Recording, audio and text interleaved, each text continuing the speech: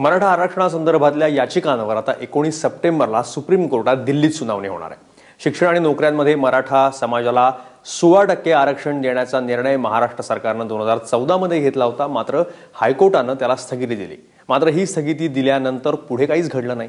अखेर सामाजिक कार्यकर्ते विनोद पाटील हे सुप्रीम कोर्टात पोहोचलेत आणि त्यावर आता 19 सप्टेंबरला सुनावणी होईल। 2 वर्षांमध्ये झालेलं जे काही नुकसान आहे विद्यार्थ्यांचे ते कोणी भरून काढू शकत नाही। म्हणून आम्ही माननीय सुप्रीम कोर्टाला आज विनंती केली की आपण याच्यामध्ये आमचं म्हणणं ऐकून घ्यावं व तातडीने आपण आदेशित करावा मुंबई हायकोर्टाला की याच्यावर निर्णय तातडीने लागला पाहिजे। त्यावर सुप्रीम कोर्टाने आमचं व्यवस्थित आज ऐकून घेतलं आणि सांगितलं की 19 तारखेला आपण तुमची सविस्तर पूर्ण याचिका सुनावणी ठेवू आणि जे काही योग्य आदेश असतील ते आम्ही करू। हायकोर्टाच्या ऑर्डरमध्ये ते नमूद आहे की राज्य सरकारने कायद्यानंतर एक ॲफिडेव्हिट द्यावं लागतं, ते अद्यापर्यंत दिलेलं नाही। एक उदासीनता आमच्या महाराष्ट्रामध्ये आहे, फार मोठी दुर्दैवाची गोष्ट आहे। परंतु मला विश्वास आहे की सुप्रीम कोर्टामधून आम्हाला न्याय मिळेल आणि पुन्हा एकदा मराठा समाजाला असलेलं आरक्षण, हक्काचं आरक्षण नक्कीच मिळेल।